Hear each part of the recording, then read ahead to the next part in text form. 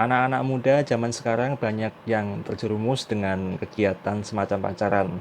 Mereka dibuat bingung dengan istilah-istilah pacaran, tetapi yang dilakukan dengan tata cara Islam atau yang biasa dipaksakan istilahnya dengan nama pacaran Islami. Sebenarnya ada atau tidak ya pacaran Islami? Kita akan simak bersama-sama dalam video berikut ini.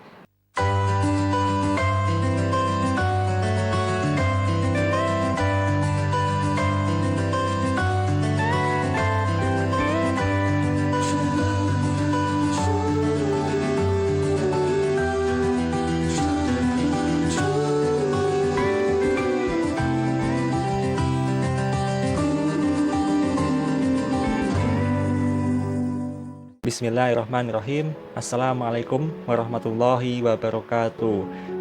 Allahumma sholli ala Sayyidina Muhammad wa ala ali Sayyidina Muhammad. Teman-teman semuanya, kembali lagi dengan saya Dinar yang akan kembali sharing kepada teman-teman semua tentang buku yang saya tulis berjudul 3 Hari Menjemput Jodoh.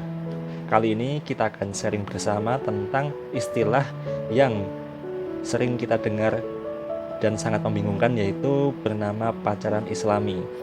Jadi sebenarnya pacaran Islami itu ada atau tidak ya?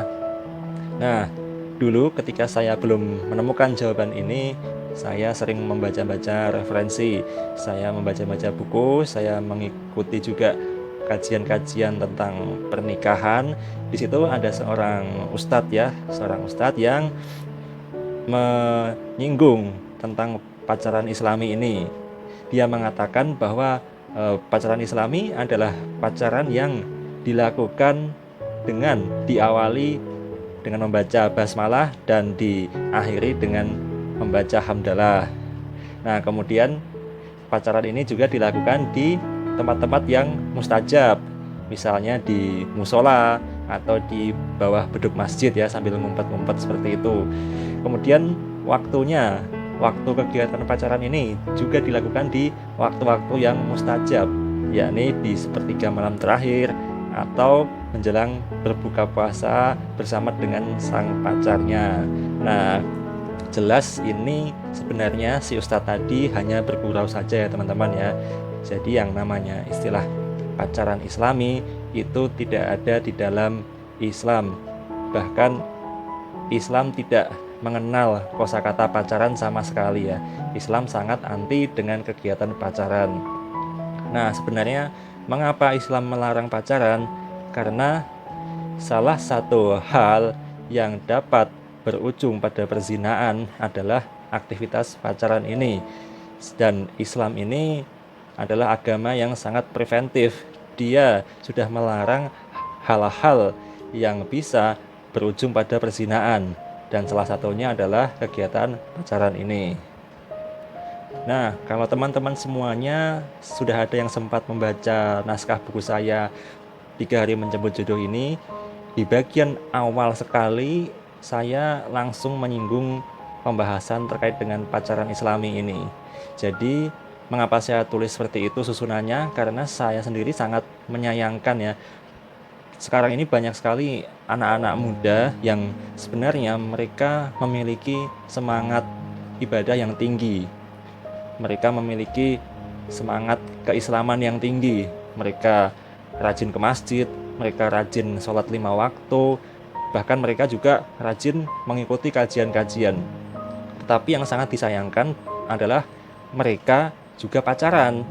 Nah, pertanyaan saya di sini sebenarnya mereka paham atau tidak ya bahwa pacaran itu dilarang, atau mungkin sebenarnya masyarakat ini semuanya sudah paham, sudah tahu bahwa Islam ini melarang pacaran, tetapi tidak ada ya yang dengan tegas mengatakan bahwa Islam ini melarang pacaran, atau dengan tegas mengatakan bahwa pacaran ini dilarang dan tidak diperbolehkan di dalam Islam, sehingga banyak sekali anak-anak muda yang terjerumus dengan aktivitas pacaran ini. Nah, kita sering ya mendengar media pemberitaan yang mengatakan bahwa ada seorang anak muda yang nekat bunuh diri hanya gara-gara diputusin pacarnya. Nah, meskipun bunuh diri ini sangat susah juga ya kalau memang Allah ini belum mentakdirkan dia untuk meninggal, walaupun dia berusaha untuk bunuh diri, tentunya tidak akan meninggal juga. Tetapi repotnya kalau ketika ternyata Allah sudah menetapkan takdirnya kepada si anak muda tadi untuk meninggal. Jadi anak muda tadi meninggal dengan cara bunuh diri hanya gara-gara putus dengan sang pacar ya. Nah, tentu ini adalah sebuah hal yang sangat tercela dan bisa dikatakan dia meninggal dalam keadaan su'ul khotimah. Nauzubillah min dzalik. Tentu saja hal-hal semacam ini adalah hal yang menjadi target para setan. Jadi dia menanamkan pemahaman-pemahaman yang keliru kepada anak-anak muda yang seolah-olah menganggap bahwa pacaran ini adalah kegiatan yang sangat penting bagi hidupnya. Padahal sebenarnya ini adalah hal yang terlarang ya. Sehingga bagi kita yang sudah memahami, semestinya kita mengingatkan kepada teman-teman yang lainnya, kepada generasi-generasi muda berikutnya tentang larangan pacaran ini. Kita juga sering mendengar berita lain, ada seorang wanita yang hamil di luar nikah. Nah, ini juga merupakan sebuah hal yang diakibatkan dari kegiatan terlarang seperti pacaran. Kita jangan menganggap remeh peristiwa ini ya, sebab yang harus kita pahami adalah ketika ada seorang anak yang terbentuk dari hubungan seorang laki-laki dan perempuan sebelum mereka melangsungkan akad nikah, maka ketika si anak ini lahir, sebenarnya anak ini tidak sah menjadi anak dari si bapak tadi. Dampaknya apa? Dampaknya adalah ketika si anak tadi nantinya akan melangsungkan pernikahan, si bapak tadi tidak berhak untuk menjadi wali nikahnya, karena sebenarnya anak tadi bukan anak yang sah darinya, atau bapak tadi sebenarnya bukan merupakan bapak yang sah dari si anak tersebut. Kita juga tidak boleh menganggap bahwa peristiwa hamil di luar nikah ini dapat dengan mudah terselesaikan hanya dengan melakukan pernikahan. Atau sering kita dengar bahwa si laki-laki tadi akan bertanggung jawab kepada wanita tadi, yakni dia akan mau untuk menikahinya. Sebenarnya masalah tidak akan selesai sampai di sini saja, sebab kita tahu ya bahwa segala sesuatu yang kita lakukan di dunia ini tentu akan dimintai pertanggungjawaban oleh Allah Subhanahu wa taala.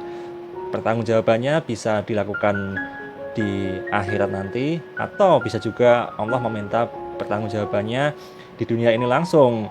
Misalnya dalam bentuk apa? Dalam bentuk rumah tangga yang tidak pernah rukun, rumah tangga yang tidak pernah memberikan ketentraman di dalam hati.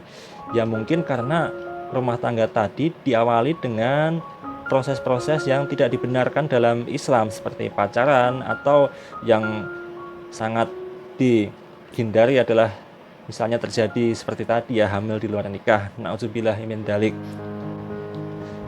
Rumah tangga adalah sebuah ibadah, dinilai sebagai sebuah ibadah yang sangat lama, ibadah yang paling lama, sebab berlangsung setiap saat, setiap detik, dan seumur hidup.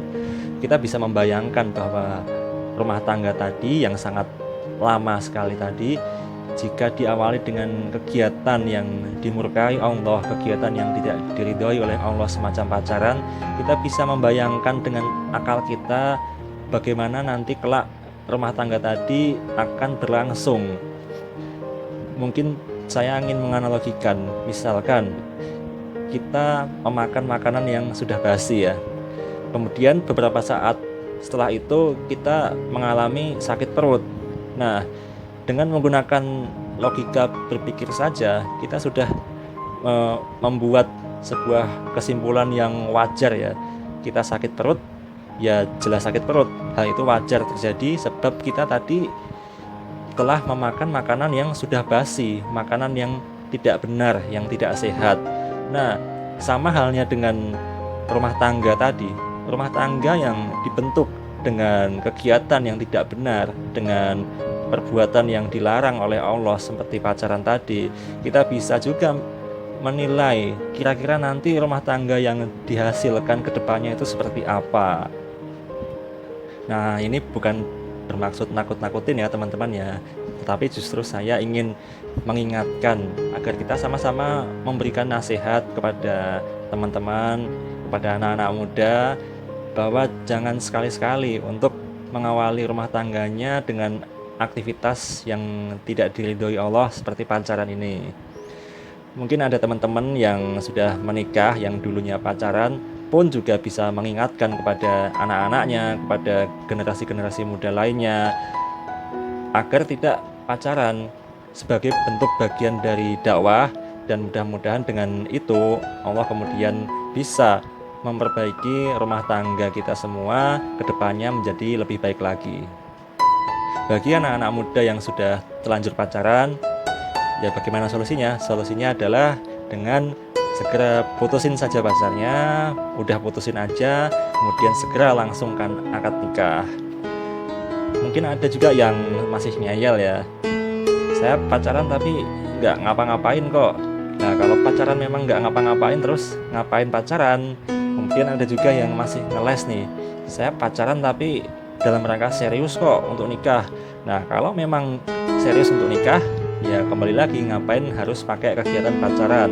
Kalau memang serius untuk menikah, ya langsung saja langsungkan pernikahan, akad nikahnya dengan cara-cara yang diridhoi Allah, misalnya melalui ta'aruf.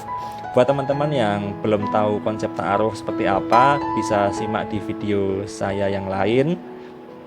Kemudian jika masih ada lagi teman-teman yang ingin ngeyel ya, saya pacaran aja lah, enggak apa-apa, insya Allah nanti rumah tangga saya tetap akan baik-baik saja. Nah, jika masih ada yang seperti itu, ya monggo saja, silahkan, resiko ditanggung oleh individu masing-masing. Mungkin sekian sharing tentang pacaran kali ini, mudah-mudahan bermanfaat teman-teman semua. Sekian, kurang lebihnya mohon maaf. Wabillahi taufik wal hidayah. Wassalamualaikum warahmatullahi wabarakatuh.